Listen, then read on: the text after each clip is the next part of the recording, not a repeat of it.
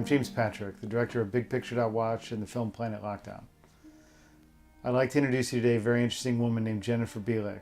She's a feminist and investigative journalist who's dug deep into the transsexual issue. She's found out it has an intersection with transhumanism, and there's huge big billionaires pushing this issue and pushing it down our throats, frankly. Her work at the 11th Hour blog is some of the best work I've seen on this issue, and she gets to the bottom of the story and who's behind it. Let's hear what she has to say. An investigative journalist, and I write at the intersection of the gender industry, technology, and runaway corporatism. I got into writing about this industry because I was in activist circles. I've campaigned for women's rights since I'm in my 20s. I've campaigned for the environment, et cetera, et cetera. There came a point around 2013 or so that suddenly people were being deplatformed for acknowledging biological reality, that we are a sexually dimorphic species. There are only male and female sexes. We are a sexually dimorphic species, just male and female, and there isn't anything in between. Transsexualism has been around probably in the United States since the 1950s. Some people remember Christine Jorgensen made a big splash in the papers. But, you know, it wasn't really part of our vernacular, our, social vernacular at all.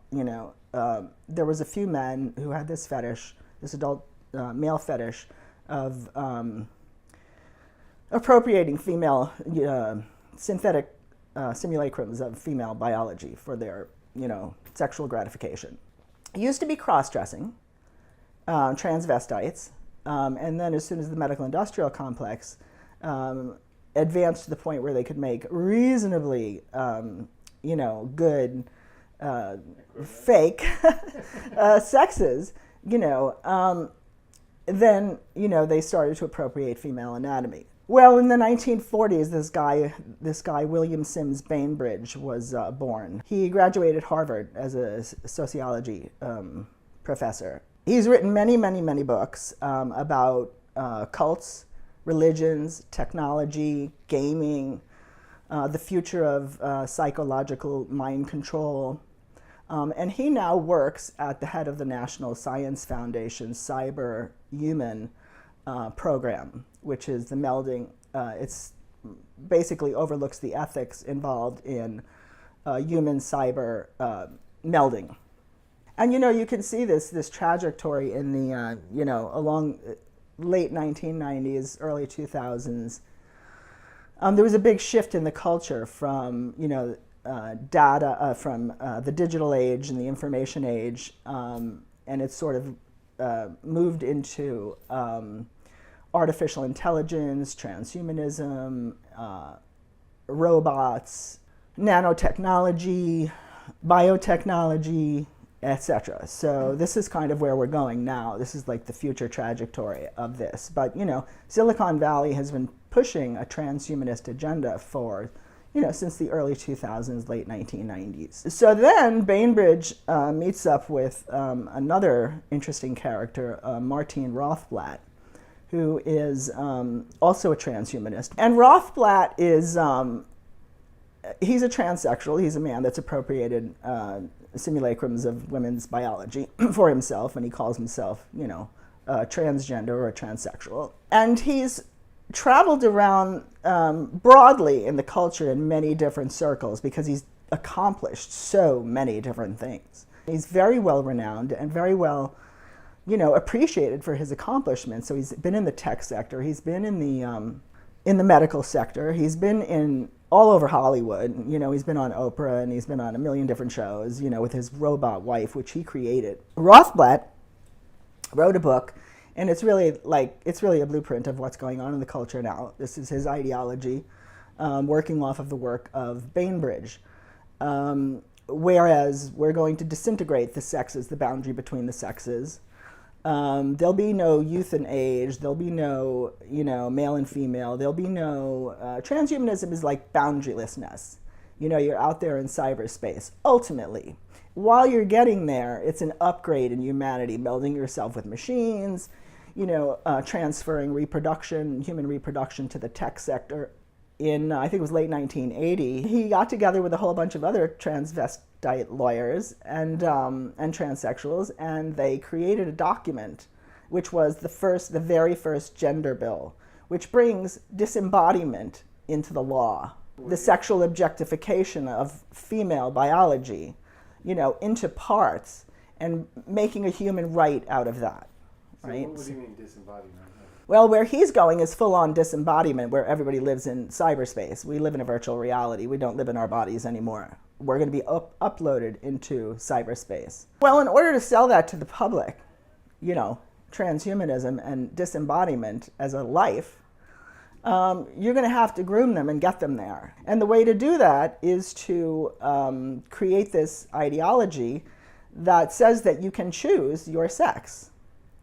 That's disembodiment. You can't choose your sex. You are the body that you were born as, no matter what happens to you. I mean, in 200 years, if they dig up my bones, they're going to find a female. You can't change that. So the ideology is promoting the idea that you can, right? So, and they're driving this ideology into children's schools. Not only their schools, they're driving it into their entertainment, their social media platforms, their schools, all the organizations that that cater to children are all jumping on board with this ideology. And this has only happened in the past 10 years. I mean, before this, we didn't hear about this word. We didn't hear transgenderism. We didn't even hear transsexual. 2014, Laverne Cox was on the cover of Time magazine, owned by Mark Benioff. And it announced a transgender tipping point when there was really nothing preceding that to warrant that would be a tipping point. 2014. It was just like dropped fully formed into the culture. And then from then on, it was just like a chant over and over and over and over and over again. You heard transgender rights are human rights, trans rights are human rights. These huge NGOs, these very huge, powerful non-governmental organizations serving the LGB community worked hand in hand with international law firms like Hogan Lovells and Dentons and Reuters Next Law and Open Society Foundation lawyers to start to create legal guides for transgender children. So they start to build this edifice of transgender children to drive this narrative, that you can be born in the wrong body. And so we heard all these, initial stories about these poor children born in the wrong bodies, right? Which is now, a decade later, has morphed into just express yourself, right? You can be male, you can be female, you can be non-binary, you can, have both your genitalias. And this is all about self-expression now. So it's really morphed in the course of 10 years into the right to augment yourself in whatever way you see fit. Bainbridge's technological religious cult meets Rothblatt's fetish. And they both take off together, and they're both now in the techno-medical field here, right? And they drive this religion, and it is a cult. They're driving it over media, and people are buying it. I mean, sane people that are intelligent people are going, yes, you can be born in the wrong body. This project has, is backed by big finance, big pharma, big tech, and all the corporations, international finance houses, international law firms. They're all driving the same narrative. And you have to ask yourself, why would this happen in the span of 10 years? When human rights movements don't act like that, they don't come up like that. They come up against these entities, corporate entities, to fight oppression, not to offer them, more profiteering. So all of these people at the top are all thinking about this same thing and thinking about it the same way. Do you know what I mean? It's like Rothblatt and Bainbridge got together. They have this, ideology that they're forming. Rothblatt has actually written about it. He's written about the technological takeover of human reproduction. He's written about transgenderism being an on-ramp to transhumanism and how to drive that. He's given conferences all over on how to do that. So he's right there. He's starring in this movie, and he's trying to drive this ideology through our institutions. Okay, so then you have all these gay men who suffered through the AIDS crisis, even if they didn't suffer themselves. They watched their brothers, their cousins, die. I mean, the LGBT human rights movement was very, very young when AIDS hit, right? So immediately the medical industrial complex swoops in and is part of this movement now, right? And these philanthropic organizations come up to serve them, right? And to serve the public. So once AIDS dissipates, though, you have these mammoth, what were then LGBT organizations, teach them about, safe sex and how the thing is, how AIDS is transferred and, help for people, so they were getting all this money, And Big Pharma is profiting off of these AIDS drugs. And then suddenly, whoosh, there goes AIDS, Then the issue became gay marriage for these organizations, right? And late 90s, early 2000 is when the two major LGBT, what is now LGBT organizations, came up in the United States. You have Tim Gill founded the Gill Foundation, and then you have John Stryker starts Arcus Foundation, which is probably the most significant LGBT organization in the world. Arcus Foundation, as well as Gill Foundation, send millions and millions and millions and millions of dollars to our educational institutions, our medical institutions, prisons, organizations that serve the community, churches, everywhere. They're everywhere. Their money is everywhere. And it's contingent, though, that funding mechanism is contingent upon adopting this ideology of gender ideology. And then these trans organizations started to come up. And this wasn't to serve transgender people or people that thought they were born in the wrong body, but it was to destigmatize this fetish of adult men within the corporate world, within the community, within schools. When you're sending millions and millions of dollars to these cash-strapped institutions, like universities and schools and stuff, and all they have to do is get on board with this progressive ideology. They've been told it's progressive. Who cares? It's part of the LGBT, right? They don't really think about what they're doing. And then at the same time, the media is promoting this as a human right. It's a human right. It's a human right. Well, there's tens of thousands of children that are identifying as transgender now. And you have thousands of children on these puberty blockers that disrupt your growth, ruin your bones, provide all sorts of complications, water on the brain, et cetera, et cetera. And they usually graduate to cross-sex hormones, which are even more dangerous. And they're going to be taking those for a lifetime, and they're going to be sterilized. And I think the first children's gender clinic came up in like 2007. And now we have hundreds of them all over the United States. Where did they all come from and why? Nobody examines the issue. Why is this happening? Why are suddenly children committing suicide in droves? They're jumping out of buildings because they want to be the opposite sex. We never heard about this before. If pharma could have made bank on this 50 years ago, we would have heard about it. You know what I mean? This is totally a top-down arrangement of power and comes, again, from the highest echelons of society in finance. And the founder of Outright Leadership, which is the business networking arm of the LGB, comes out of banking. The guy that runs it comes out of banking.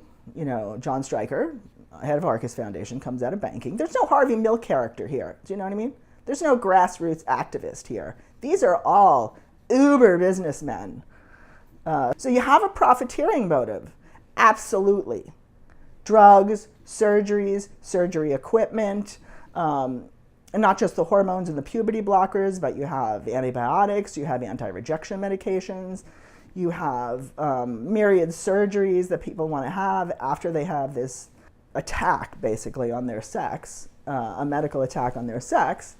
Then they want to get their neck done, and they want to get their Adam's apple gone, and they want to have their jaw shaved off, and it's like a compulsion. And it's driven through technology. It's a consumerist orgy, and we're the ones being consumed. People, our sex, is being actually deconstructed. It's not just an idea, an ideology. It's actually happening. They are removing young women's reproductive organs at major hospitals. So sex is actually medically being deconstructed, as well as ideologically and legally and linguistically in the culture. If you convince a whole generation of children that they can choose their sex, they're not going to know where they come from. They're not going to know who or what they are, because we as a species are connected to the real world, to the natural world, by sex.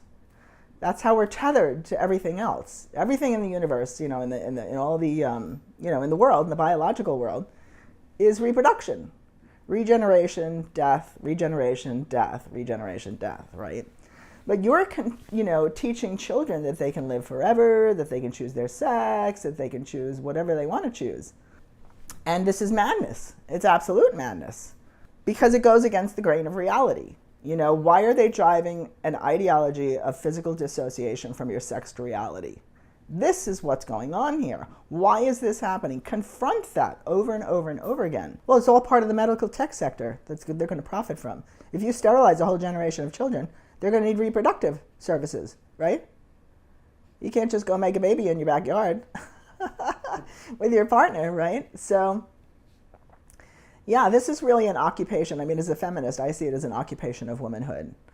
It's not just using our biology like it's used in prostitution or it's used in the sex trades. This is like the pinnacle of objectification. We're going to take your biology, we're going to wear it as a costume, first of all, and second of all, we're going to transfer this reproductive capacity that you have to the tech sector. And this is why women are being legally erased in language and law. They just took woman, the word woman, out of the dictionary, in the Cambridge Dictionary, and they replaced it with anybody that feels like a woman. And the way that they do that, to transfer the human reproduction to the tech sector, is through all the big fertility treatments that are out there now. Freezing your eggs and freezing your sperm and surrogacy, and they're talking, they're researching womb implants, womb transplants. It's profiteering, and it's social control in the sense that they really literally want to break sex apart, the boundary between the males and females of our species. They want to break this apart. They perceive this as progress. You will be unburdened by sexual stereotypes, by sexual inequalities. Mothers and women won't have to have children. It's like, look at the tampon, you know what I mean? Suddenly women could leave the house, you didn't have to sit in your backyard on a stack of rags, It's technology, it's the advancement of technology to improve, our lives, but we never get a say in any of that, We don't get to say, we don't get to decide, we don't get all the information. This is all elites deciding this for us, right? And it's, it rides the bullet train of the market, Everybody is profiteering off of this now, even if they have no idea what it's about. Transgender modeling agencies, gender fluid makeup, photographers taking pictures of transgender children. It's everywhere. And this same message is being driven into their grade schools. By second grade, they're learning about gender identity, taking hormones. And this is all brought in under anti-bullying programs. These programs were passed by Obama and funded by the Pritzker family, one of the largest, one of the most wealthy families in America. There's many of them. Jennifer Pritzker was an Army colonel. He purports to be a female and runs around with synthetic sex characteristics of a female. And he drives this ideology into the psychiatric departments of major universities, into other medical institutions, gender hospitals, the military, et cetera, et cetera. And his company, Tawani Foundation, is partnered with Squadron Capital, which is a medical device company. So he's following the same trajectory of Arcus Foundation, right? Stryker Medical is a medical supply corporation, right? And they're going to be profiting off of these surgeries, not just, so-called gender surgeries, but human augmentation. When we open the door to these kind of radical changes to our biology, the way that we're planted in the ecosphere, once we let that go, that tether, anything is up for grabs, They can manipulate your DNA, they can manipulate you any way you want. And that's why these rights are, from what I can tell, these gender rights are being passed. It's not about people that are allowing a medical attack on their sex. It's for future augmented human beings. I follow the money, and money trails do not lie. They tell you the truth. And I don't care how crazy I sound, because it doesn't matter to me, It just doesn't matter. Just get the information out there so people can go looking for themselves, because again, it's not hidden, and none of this is hidden. It's just that people are not looking for it, do you know what I mean? They're looking at the human rights angle. These poor individuals, right, who feel trapped in the wrong body, My heart breaks. It's so ridiculous. All the governments, all of the politicians, all the major banks, all the financial investment houses, all the medical institutions, the universities, the schools, the corporations, the law firms, they've all jumped on board within 10 years for poor people that have identity issues, that have body dysphoria. Come on, this is so patently ridiculous. And people just gobble it up. You have people that have body dysphoria related to their limbs, body integrity identity disorder, and they feel like their limbs don't belong to them. It's usually a lower extremity, a leg or a foot. And they just feel like they feel like they're going to cut it off, because it just feels so wrong to them. And psychiatrists have notorious difficulty trying to treat these people. But we haven't made any parades for them. We haven't started a human rights movement for them. We haven't put them on the cover of Time magazine. We haven't had a makeup line for them or a modeling agency.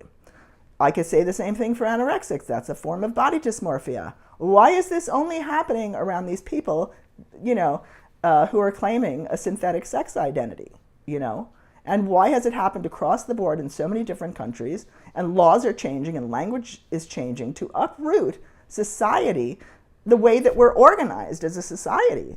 Why would you do that to people?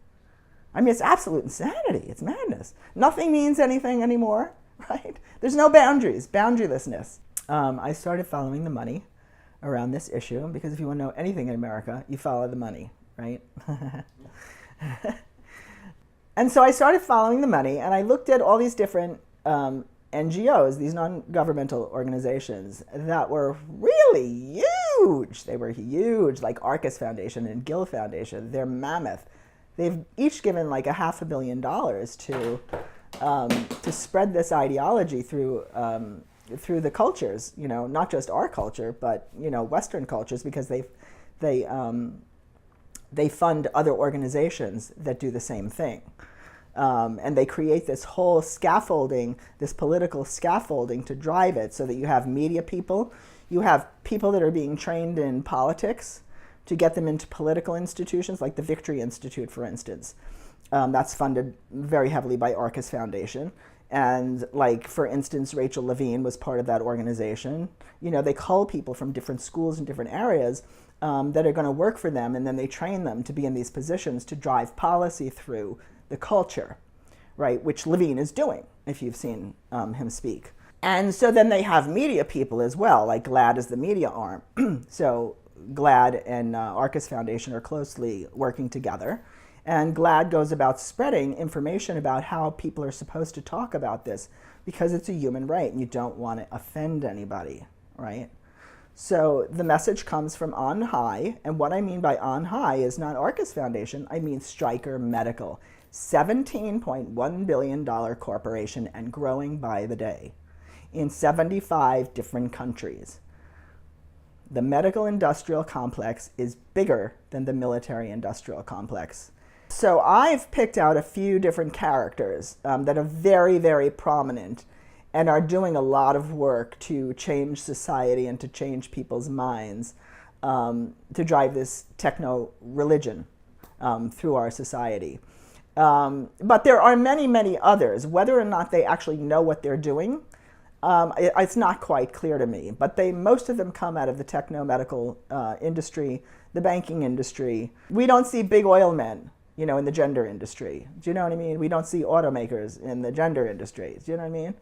This is all pharma, tech, and big finance, you know, BlackRock, Vanguard. The ideology is just so patently ridiculous, you know.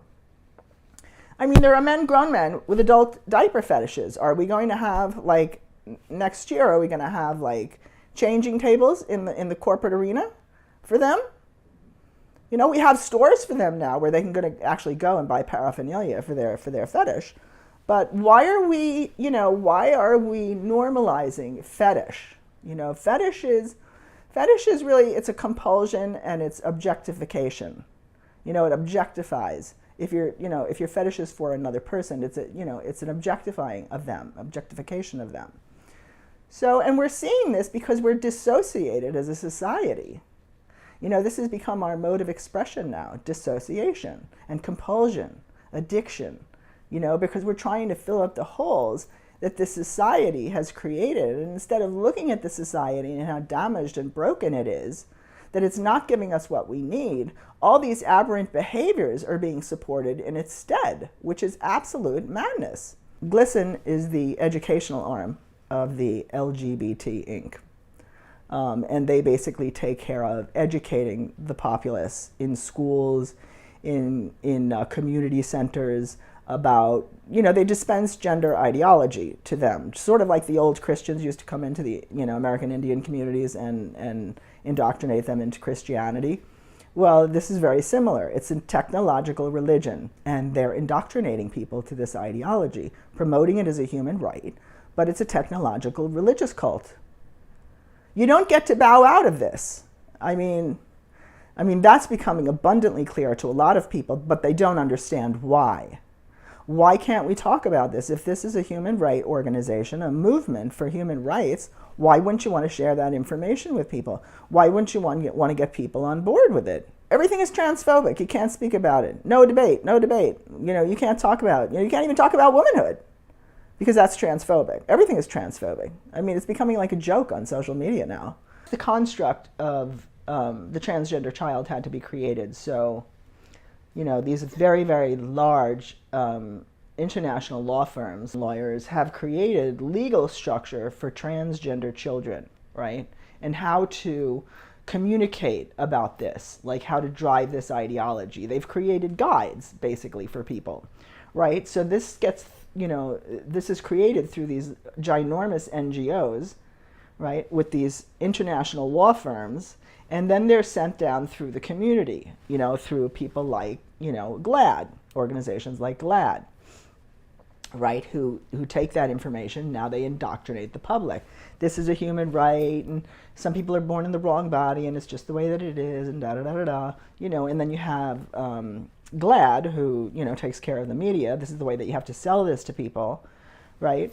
So, and then these universities are getting, you know, all of this money to promote this ideology, and so they do. You know, so it's coming from every single avenue that you can think of in the culture. Well, let's see. Governor Pritzker just sent a bill through the schools in Illinois, Chicago specifically, that if you want health education in your school, you have to adopt gender ideology. You have to teach kids about gender ideology, which means they can, you know, you can change your sex, you can get hormones and puberty blockers, you can change your name, very sexualized material as well, very intense sexual material they're teaching them, you know, anal sex and the gamut, you know, bondage and, you know, anything really that you can think of, you know. They're teaching them to young children. And so if you don't want this in this school, in your school, then you have to pull out of health education altogether. You don't get any health education. If you want health education, then you have to do this. So this, I think, was sort of a, you know, the first real platform of its kind to sort of see how this went over, you know. Most parents said, no, we don't want it, you know, which is a credit, you know, a credit to them. But they're still pushing it, you know, they're still pushing it all over the schools. And, you know, teachers adopt it, parents adopt it because they think it's kind, you know. They don't want to be seen as terrible people. This is part of the LGB. The LGB people have, you know, been accepted in society now. Usually somebody knows somebody in their family somewhere, right? Who's gay or, lesbian or bisexual. And so it's like, oh, this is just part of that. This is what they've been told. Not once, not twice, over and over and over and over again. Well, the material that they're being exposed to is highly sexualized. They've got drag queen story hours, grown men dancing around with a G-string on, and makeup and hair flying, fake boobs bouncing, and this is supposed to be progressive and cool and fun. And they're teaching them about, very, very sexual material, what partners do with each other. They're teaching them about hormones and puberty blockers and that you can change your sex if you want to. This is, just the way some people are, It's not a disorder. It's not, it's not anything other than, it's just another way to be human. God, I think we should just throw the whole thing out, honestly. Even as a feminist, I think that, because it's just it's so convoluted now. It's just ridiculous, I mean, you have a female body. That's really the only thing that makes me a female, is my female body. It's not because I like long hair or because I like pink nails or want to run around in high heels or, I cry myself to sleep every night. No, it's none of those things. Those things are socially constructed, right? But they do have some small relationship to biology. Like testosterone really drives male aggression. I mean, even the women that are, having their sex medically attacked, who call themselves, men, discuss how aggressive it makes them feel. We all have estrogen and testosterone, but like overwhelming the body that's not meant for that causes changes, right? So there are propensities. And I really just say that with such caution, propensities, of women and men to act a certain way because of their biology, We have, generally speaking, smaller hands. We take care of infants. It makes sense evolutionarily. Do you know what I mean? But, when you get into, female brains are smaller and they don't read as well, or, men are better at math, or, all those things are just ridiculous stereotypes, right? But, it's very difficult to talk about all of those things in this particular climate, So you have, conservatives, for instance, going, no, it's, gender is not a social construct, right? Females do like to do all these things, right? And then you have radical feminists screaming that it's totally a social construct. I don't think any of those things is actually real. I think it hovers somewhere in between. But feminists sort of, they wanted to sort of explain the difference between, our biology and the role that is constructed for us, under male supremacy, basically, where we get the shitty end of the, the attributes, that are docile and non-active and demure and, whereas men get all the active qualities, assertive, take action, blah, blah, blah. So it was originally meant to talk about that hierarchy, right? But now it's like, because, like I said, in this particular environment, it's completely useless. Just throw it the hell out, Talk about sex, because while you're discussing gender, the corporate state is running away with human sexual reproduction and transferring it to the tech sector. Women are being erased in language and law. It's like we don't exist. Rapists are being, put in women's prisons because it doesn't matter. Sex doesn't matter. Only gender identity matters. The feeling that you have about yourself matters. So women are being erased in language and law. And mostly women are having their biology deconstructed. Young women are getting the double mastectomies. They're having their ovaries removed. They're having their wombs removed. It's way, way top heavy with young women having their bodies, their sex bodies, medically attacked. So this isn't just some ideological thing going around of female erasure. This is actually happening. And you have to ask the question, well, why is this happening? Why would they do that? And when you follow the money, like I do, you find the answers. It's all going to the tech sector. To the they want to take over human reproduction with technology. People worry about wow, this is crazy. Where is it going? And but look at where it is. It's absolute madness out there. You can't talk about reality without bringing the law down upon you. Women are being arrested, legally arrested for saying that, men can't be women. So where it's going, the money points to, them sort of overlaying a virtual reality over the natural world and subjugating the natural world. All the big techie guys, they're all talking about it. They don't hide it. Metaverse for Zuckerberg, Singularity for Ray Kurzweil, who's also mentored Martine Rothblatt. He says we're, in very short order, we're going to be living as a different species. We're going to be post-human. Now, he's considered one of our greatest intellectuals, public intellectuals. He works for Klaus Schwab at the World Economic Forum. And he says that, we're building a virtual reality, that we actually live in a virtual reality already, which I actually agree with, and that it's going to be more solidified, and it's going to be more important and more significant than the natural world. And this is where they're taking this. Whether they get there or not is anybody's guess, because there's not a whole lot of planet left for them to destroy and colonize in order to get the resources to build the tech that they need to do this. However, but that's never stopped anybody. Do you know what I mean? We can't do it. We shouldn't do it. Never stopped anybody. Look at the way they're sexualizing children, too. I mean, this is like,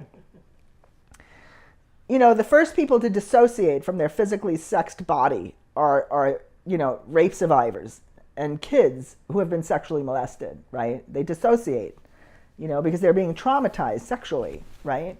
So, and they're flooding children's mainstream media, their schools and other institutions with this highly, highly sexual material. And it's just really overwhelming. I mean, when you think about the things that we're exposed to, as adults, the crazy, sexual activity that's out there, the wars, the violence, the shows that are on television, everything is so violent, Before the advent of the internet, we didn't have that kind of exposure to all of those things outside of our own little community, So we become traumatized, and traumatized people don't move. Their initial response is to freeze if you're being traumatized. If somebody comes into a bank and they hold you up and they put a gun in your face, you're going to freeze. You're not going to do anything. And people are really sort of frozen in terms of responding to this. This is absolute madness. When you have a young man on national TV talking about his castration surgery, and you follow him into the operating room, and then People magazine, puts on a spread celebrating his penis goodbye party, where he has a penis cake, and this is a big celebration. This is absolute madness. And we should all be saying so. And the fact that we're not is a very, very big problem. That we've gotten to the point where we can't say what's real, what's horrible. It's absolute madness.